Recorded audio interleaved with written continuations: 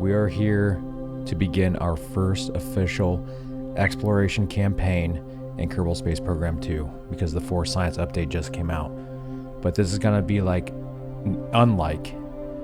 unlike any other exploration campaign you've ever seen, because we're about to get ridiculously immersive in it.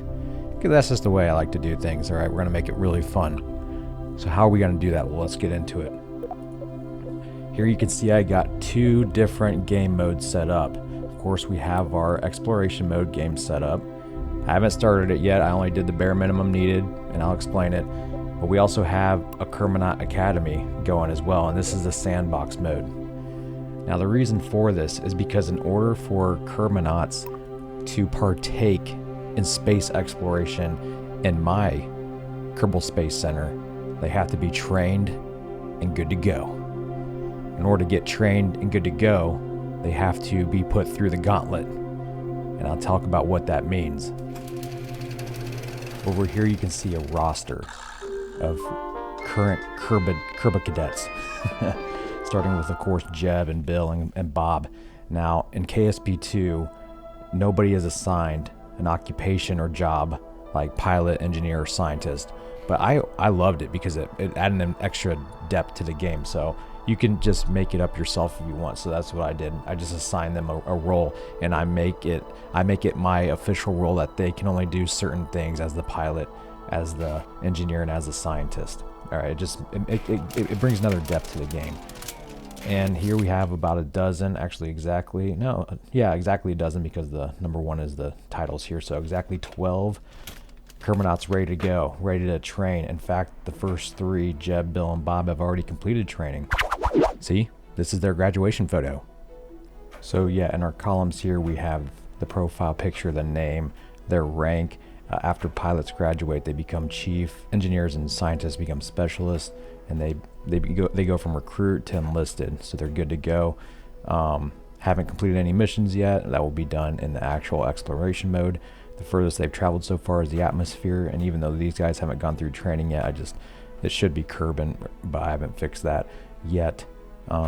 Their current location is at the Kerbal Space Center, and they are active. If they die, that will be switched to dead or something, and it is permadeath, right? No matter what, if I'm not bringing them back to life. If they die, they die. And you know, this game still has bugs in it, so if a bug is responsible for death, I'm just going to treat it as a malfunction or some sort of engineering malfunction in the game. So we'll see who lives and who doesn't. So here's all of it spelled out right here, like the pipeline of the training, and I know what it looks like. Man, I have way too much time on my hands. I really don't, but I make time for this. I just enjoy this kind of stuff, making stuff up like this. It's enjoyable to me. Whatever, I'm a nerd. You can see how the pilot and the specialist rank up as they progress through training and then through missions. And basically all that represents is who gets seniority when it comes to the good missions. And then over here we have the Kermanauts who are on standby to get into training. These are the ones I picked. I picked the first 100, but I have not yet matched their doppelganger, so to speak, in the sandbox mode yet. And let me explain what I mean by that. So let's go into private exploration first. Load game. This is the actual campaign that we'll be playing in. So if we go into the VAB and we pull up the roster here, the manager, these are all the Kerbals I could use, and we have 100 of them exactly. However, Tim C. Kerman I'm only using as like the academy instructor. Okay, so he's not going to be doing any missions in here. In fact, I could probably end up deleting him from this campaign and keep him in the sandbox mode. But the problem is, we can't do Kermanaut Academy training, flight school, in this career mode, in this science mode, I mean, because look, we're only given so many parts to begin with, and I have pre-built contraptions, machines, vehicles that I use for training that I built while I was waiting for science, that update to come out. So what I did was I went through and I eliminated all the dumb looking Kerbals that couldn't decide their gender and stuff, and I kept the ones that looked fascinating to me, especially if they had like a full beard like Cammy here, or a pretty sweet mustache like Tompin or Bob Gunn with his over exaggerated goatee. But I picked about 100 of them, and then I have to do the same thing and match them up in the sandbox modes. So let's go over there. All right, the Kermanot Academy. Load. Okay, and into the VAB. And in here we have 52 Kermanots, or wannabe Kermanots. And basically I just go through these until I find some that match up with the ones I've chosen in the other campaign in the exploration mode. Unless I come across a Kermanot that I think is pretty sweet, and then I'll just hang on to him, and hopefully in the future I'll get to use him like Duramone here with the pretty sweet stash. Yeah, it takes some time, and you might be wondering how the heck I got dozens and dozens of Kermanots when really the limit is 10 at a time. Well, it's not. In sandbox mode, since you have all the pieces, you can click on these and then just I have to exit out and then open it back up. There we go. You just stack a bunch of these on top like this, and then you just hit empty, and then you just keep hitting empty and empty, and you can stack more if you want, and just keep hitting empty, and then you just hit fill, and then you go through all the new ones that spawned in, and if you don't like them, you just shuffle them over, pick the ones you don't like, and then once you've done that, you just go out to the launch pad with it, hit escape, go to the tracking station, and just hit destroy, and that will delete the ones you don't want, and it will leave behind the ones that you do. So then once I have Kermanots matched up between the two modes, the two different games, that means they're green. They're green over here. They can become active. So I'll put their picture in there. I'll take them from the standby list, and we'll put them through training. And so right now I have 4 teams of 3, or 4 crews of 3, each with a pilot, scientist, and engineer.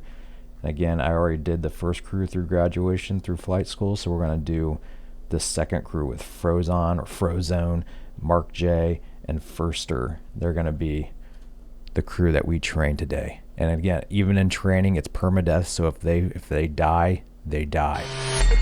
So we go to we're in the sandbox mode. We go to my pre-built flight school vehicles. And again, I worked on these at length before Force Science came out. Each one tells you what it's for.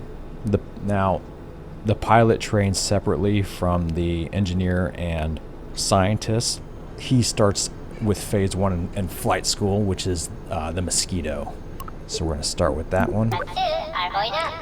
Grab our pilot, which is Frozone, and here we go.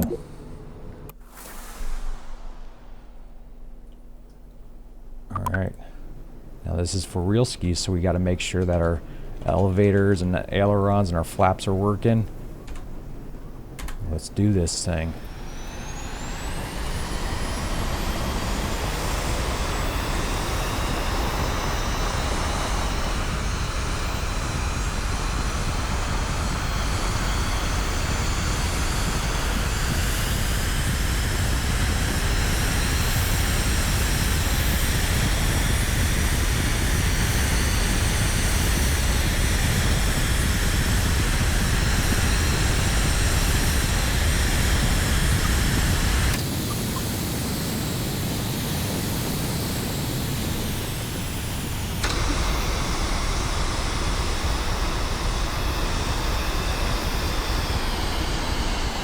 This is just a circle the runway mission. That's it. Take off and land. That's all you got to do to pass this objective.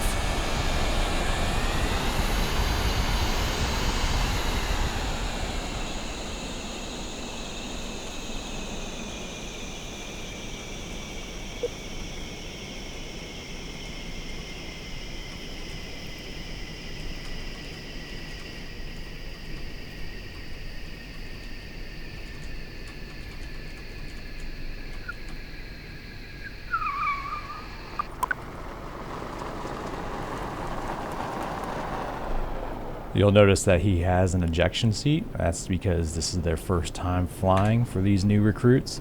So if they need to bail, they can. Maybe that will save them. But the rules are if they crash any vehicle at all during training, then they're no longer eligible to be a pilot and they have to become an engineer or something. And that's if they don't die. Here's a demonstration of the ejection seat.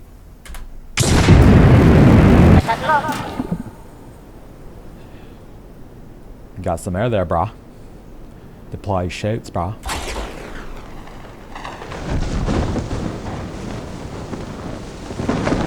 Alright, Frozone. Your objective for this training exercise is to fly the... What's this thing? Oh, it's a Seagull. That's the name of the plane. You fly it to that island down yonder across the sea, and then you land it on the island. You get out, you kiss the ground, you get back in, and you fly back. Reach an altitude above the cloud levels, all right, which is about, I think, 2,000 meters. Let's see what you got.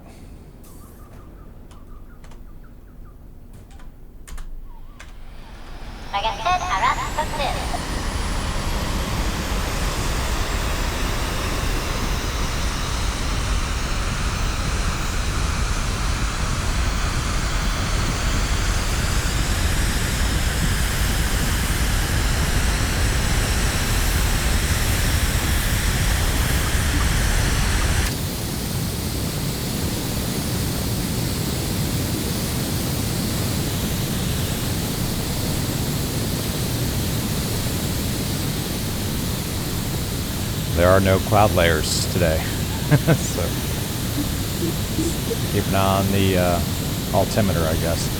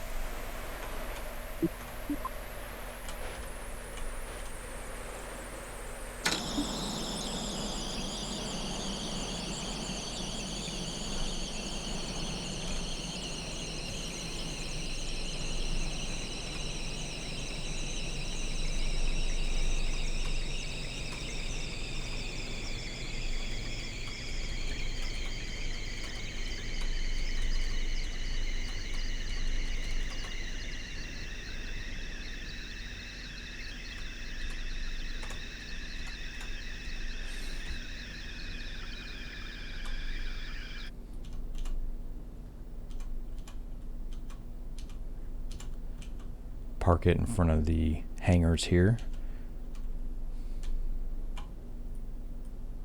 That's the turnaround spot.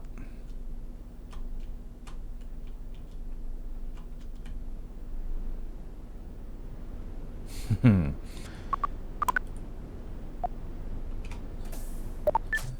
right, get out, kiss the ground.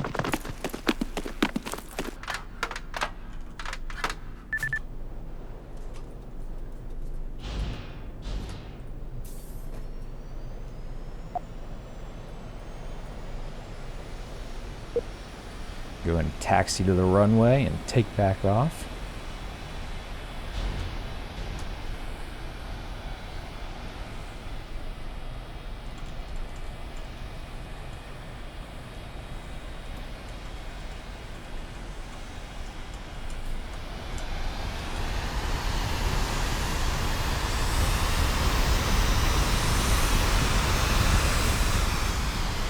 I like to take it all the way to the end of the runway, just let it fly right off the edge here.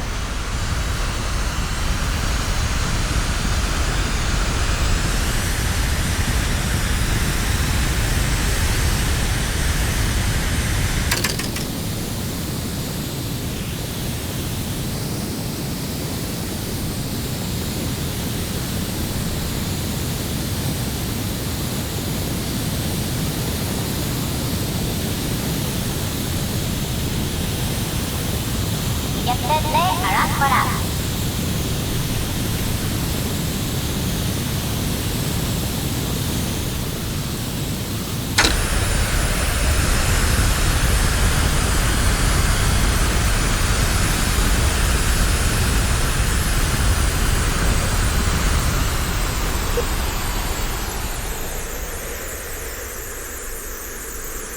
Here we go, a little cockpit view for you. I love the sounds. This is unofficial cockpit view. They haven't implemented the IVA view yet into the game. But I've been assured it's coming. It's coming. Just like R.R. Martin in South Park. Oh, don't worry, that's coming. Just like joystick and throttle's coming, isn't that right, devs? No, seriously though, my hat's off to him for getting this game to where it's at. It wasn't looking too good there for 10 months. Landing gear down.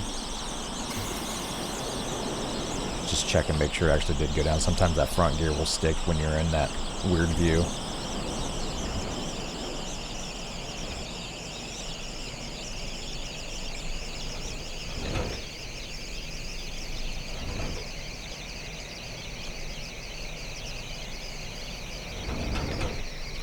Flare.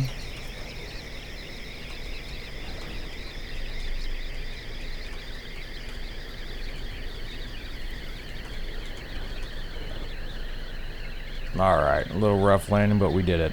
I mean, Frozone did it. And brakes. Good job, you passed test number dose.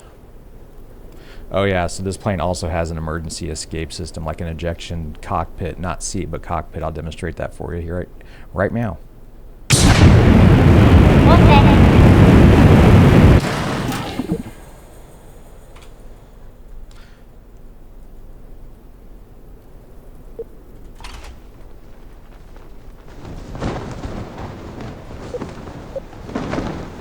You know, you can't be too careful with these noobs, right?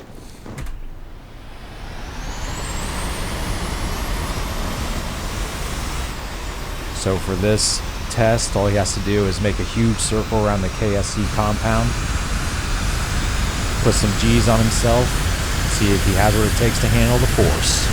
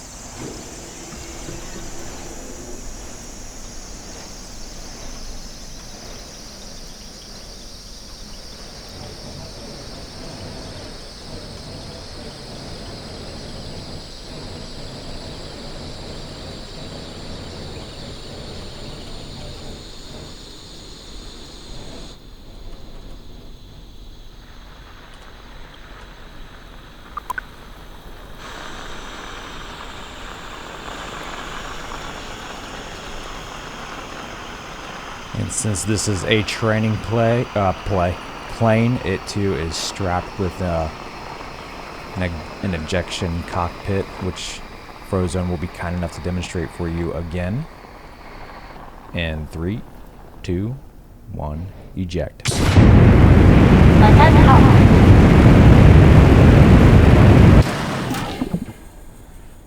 And yeah, it doesn't just work when it's stationary, but if he wants to graduate, he has to take this plane to a complete stop before he messes around. That's the rules. I didn't make them. Okay, I did. Okay, on to phase 2 of flight school, flight training. Here you can see we have a glider with some rockets strapped to it because, you know, we got to slew it up somehow. We got to get it up to altitude somehow. And I got an aero brake here because if you don't do this, the plane will just kind of move around on its own. So it's just a way to overcome that. Let's put that back up. I'm not ready to take off yet. Let's check our ailerons and flaps and stuff, elevators. Alright, so this is phase 2 because this is where we combined airplanes with rockets. So we're really getting to truly aerospace things now. And this doesn't have an injection cockpit, so you're in for the ride. Here we go.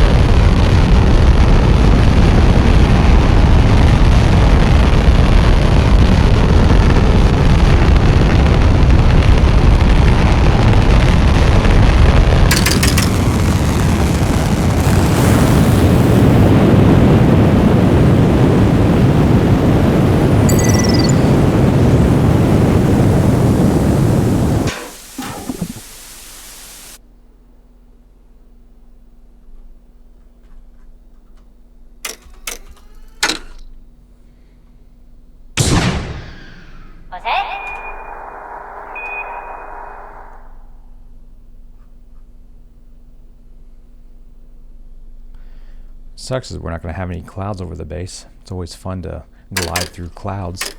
Maybe some other time, I guess.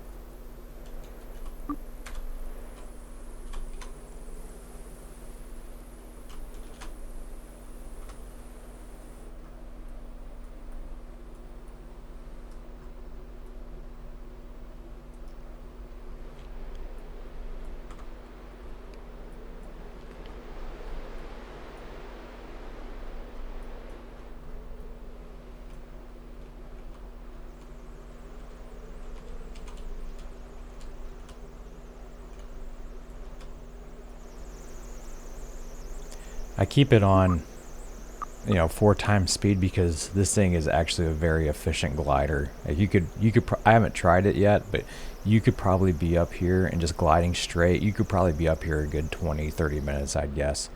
Maybe even longer. I have no idea.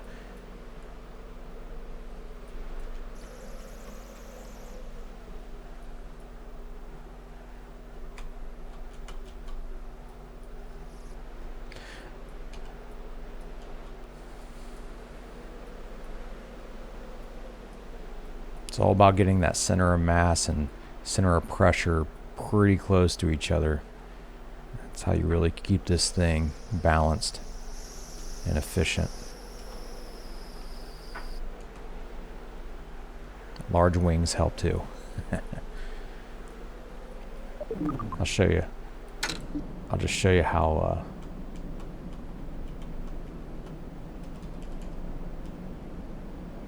slow this thing can go. Get a little bit of speed. We kind of stalled out there for a second.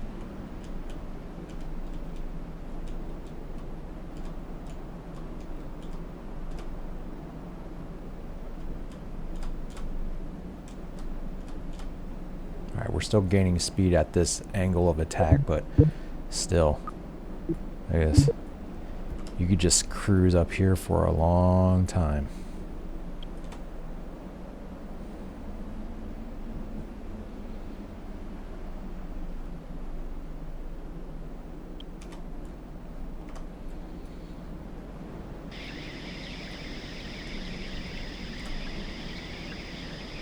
Man, we're still gaining speed at this angle of attack. There, now we're slowly dropping it right there.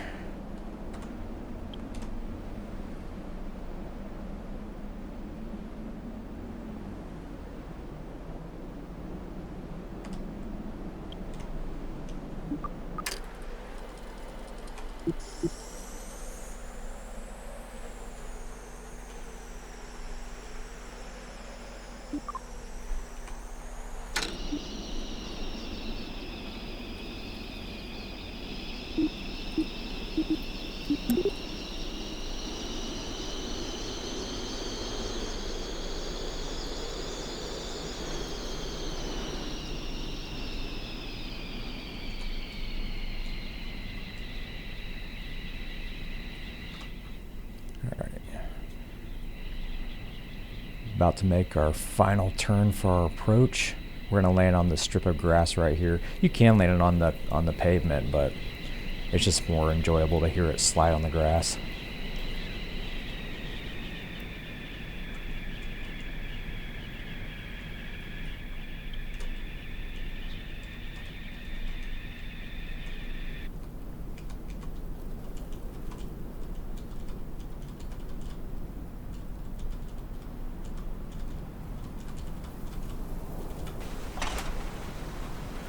And we have a drogue chute to slow us down a little bit because this little wheel here doesn't come with a brake. So we'll let the drogue chute slow us down, then I'll turn off SAS to drag the tail a little bit. If it doesn't do it by itself there, it just did. There we go.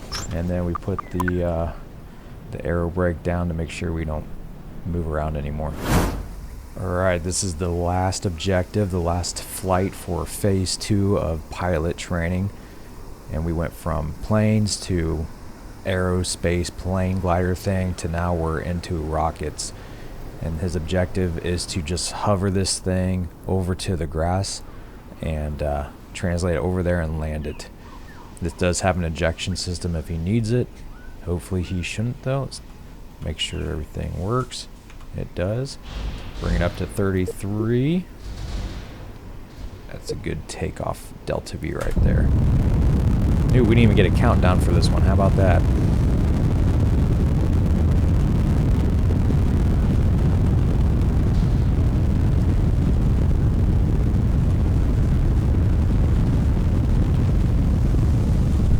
Whoa.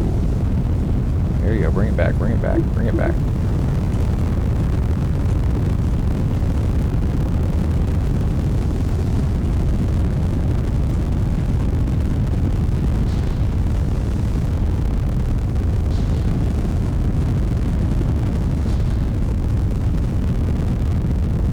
There you go. Now you got it.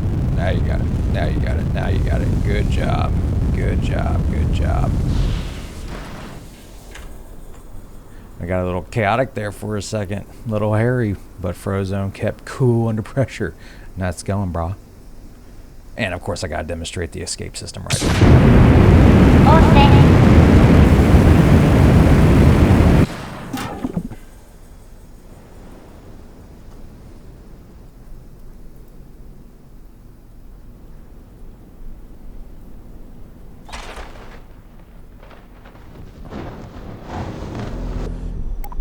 Okay, Frozone just went from C to G. Now he's on pause while he waits for his 2 crewmates to complete their training, which will be A and B. And then they'll all rendezvous together to start their next phase of training together, which is H. So let's go to A and start training the 2 specialists to B. Like I said before, Tim C. Kerman here is the lead and only instructor of this flight school, so he'll be the pilot. And Mark J here is our engineer in training, but in order to be a space engineer, you have to be able to endure the G's. So that's what this is about. This first test isn't so much about the G's, it's about just making sure he's not going to crap himself in the air and ruin everybody's experience. Ladders up. Alright, throttle up. Here we go. Break off. I like to keep this view for the most part So I keep an eye on the expression of their faces and make sure they're not cowards.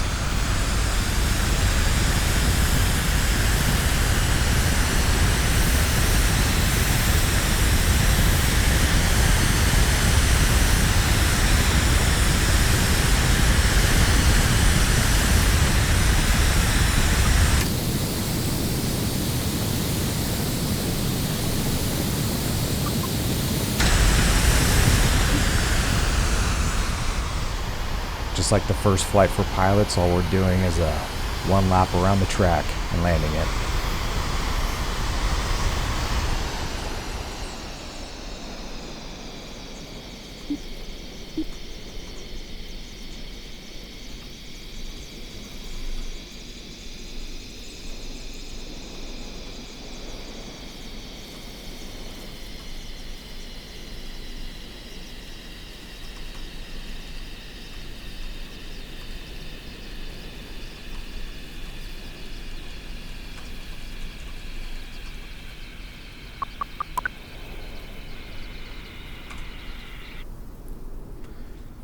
Alright, I didn't see any tears. Looks like Mark J passed this first one. Firster is the scientist for this crew, so he's up now. And you know, for this,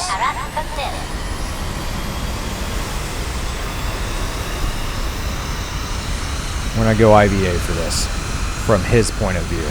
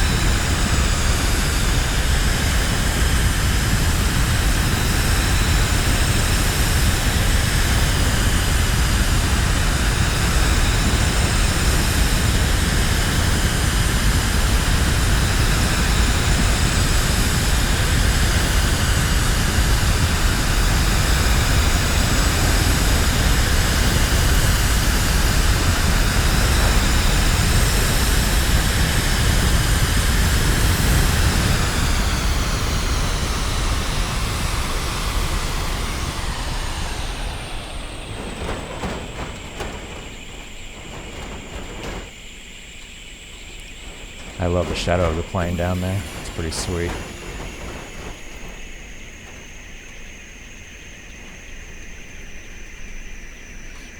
Hope that was the landing gear going down and not up. We'll find out. Yep, we're good.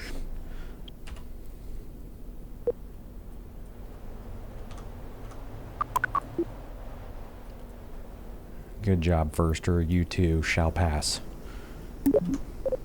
Make sure to tip your driver.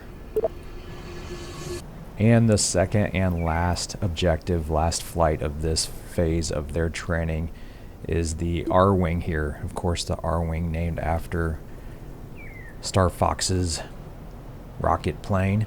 I know it doesn't really look anything like it, but it's just what it reminded me of. I love flying this thing because it's very agile, as you're about to find out. This is the stress test here. We're stressing out the passengers to see if they can endure extremely high G's, and most of them don't. But the plane can, which is impressive. You would think is what we're about to do is going to rip the wings off of this thing, but it doesn't. It's a rocket plane.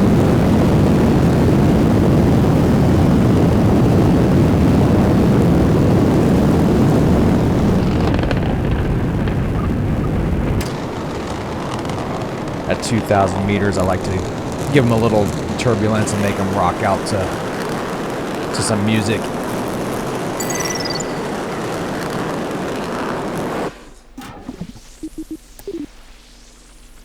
There we go. So on the way down, that's when they're really going to experience some G's.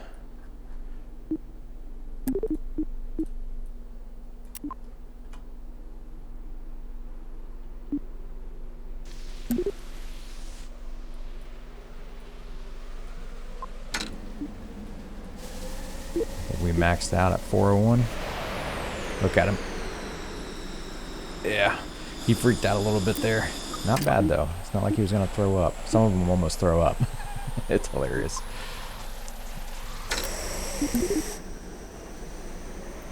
Got to glide it in because we use up all of our fuel on this. Check him out again. Yeah, his eyes rolled back a little bit on that one.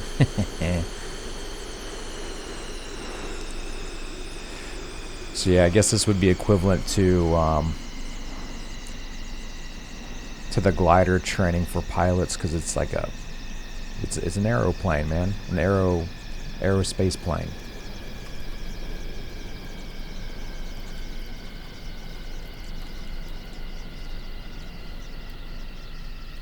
Like a glove.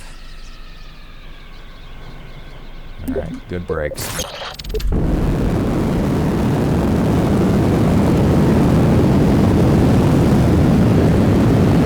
He looks like he's liking it.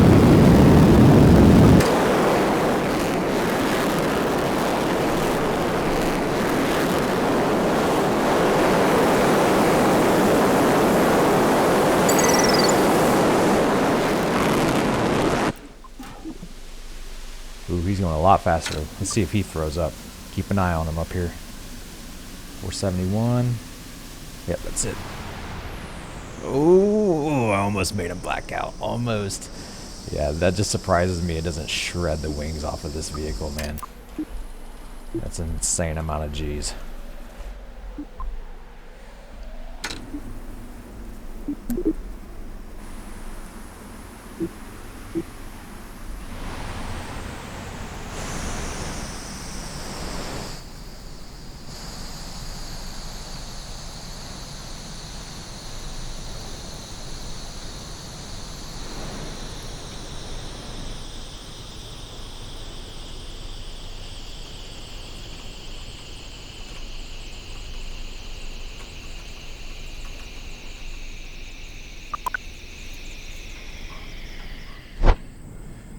Alright, so this is their first flight of their last phase of training, which is their crew training.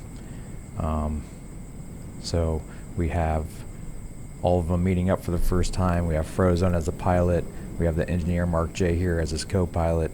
And then in the back here, which you can't see him, is Firster. Alright,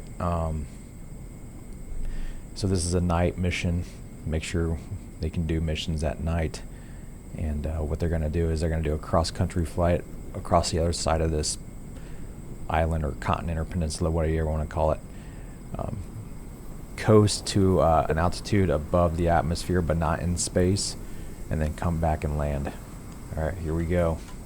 We'll have to do this one time. Forgot to release the brake. Good job, Frozone.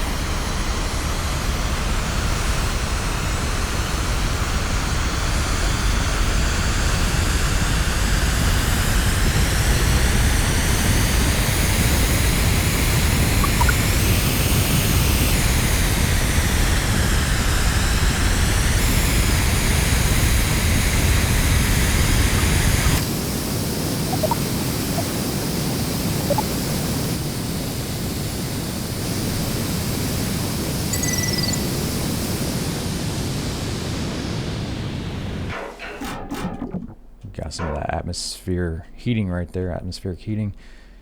We were going super fast. This thing is a rocket, dude. It is very, very aerodynamic, very powerful. This is the same vehicle I use as a space shuttle. It's very maneuverable. I love this plane. For the space shuttle version, I just swap out the engines and the fuel type.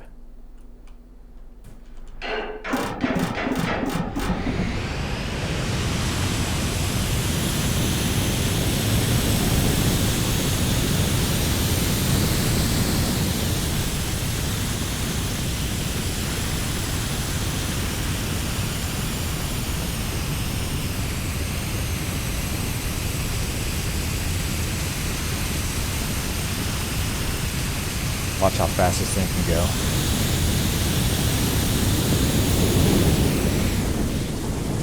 So I gotta slow it down. It's super fast.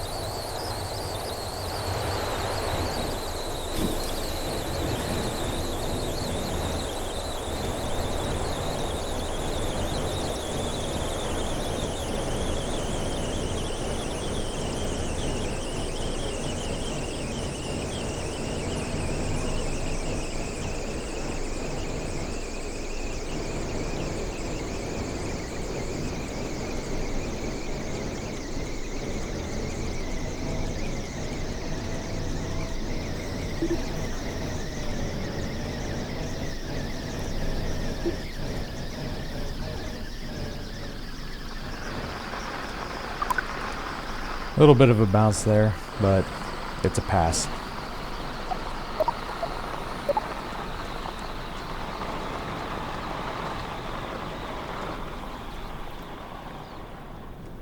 Alright, on to the second to last test for our second Kermanaut crew.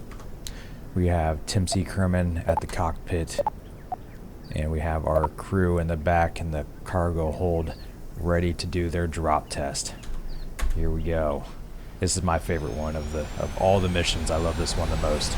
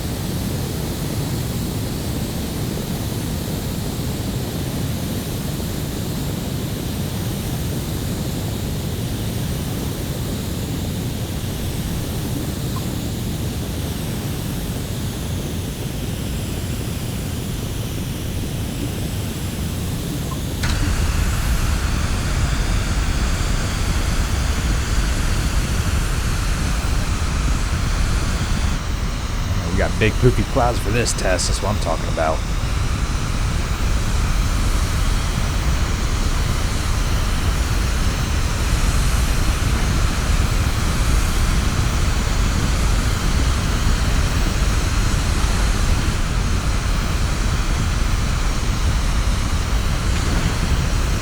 Okay.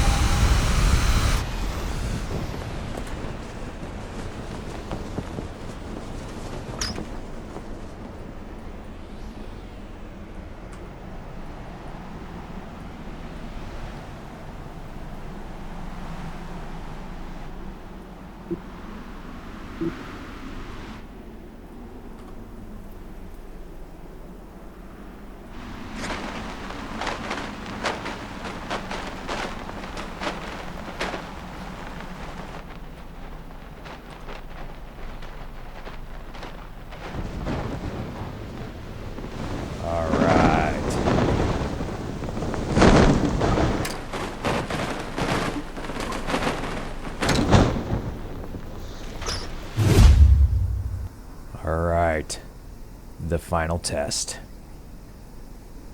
The Starhopper. So they're going to expend their first stage, their fuel tank, which is really their only stage, and they're going to use the upper stage to come back down and retropulsively land over there on the other side of the VAB. Hopefully near that big flat open area where the runways are. That's the plan. This too does have an escape hatch if they need it, an escape system. But if that's the case, then Frozone fails and he cannot be a pilot. But that's better than killing all three of them, I guess. Full throttle.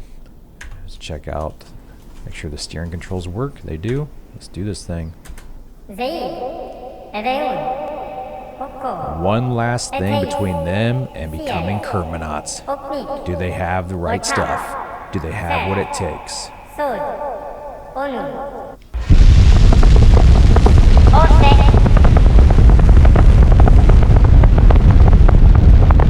Start arcing it. There you go.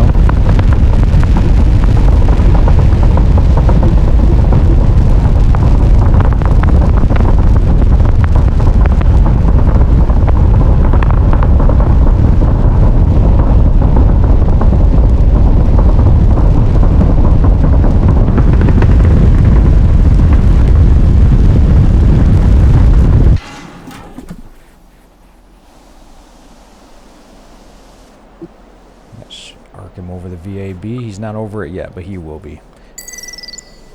I don't know why it's doing this. This is not exploration mode. This is sandbox mode, so there's a bug.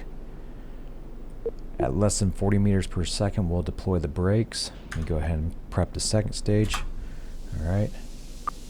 Brakes deployed. That should arc us a little bit more once I hit this button. Boom. All right, here we go. At 4,000 meters above ground level, that's when we'll kick on this upper stage quad engine and hopefully land nice and softly. Timing is everything, just like landing a first stage booster, Falcon 9 booster.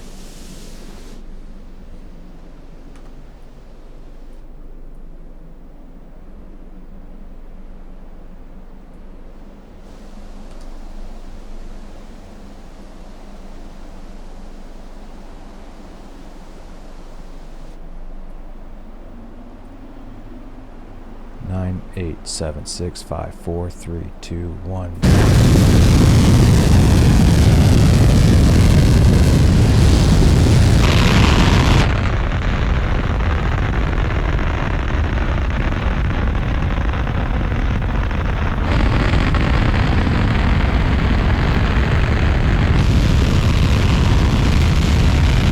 Landing gear down.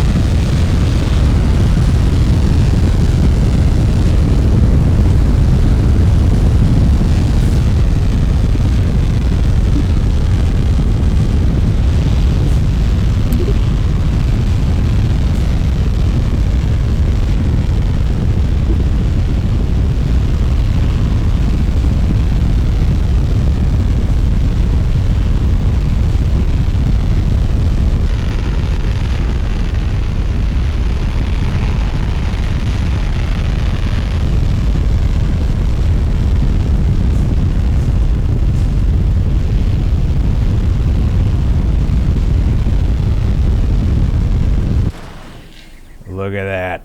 Nicely done, Frozone. You the man.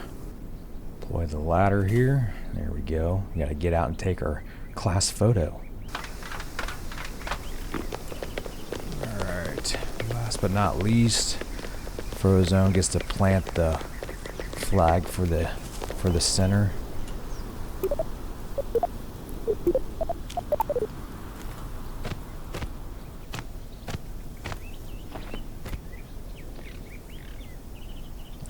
The Kraken. Now get lined up. Say cheese. Alright, so we have our second class now graduated. I just have to do a couple more, then we can start on the actual exploration mode. And that's where we'll pick it up next time. Until then, Godspeed.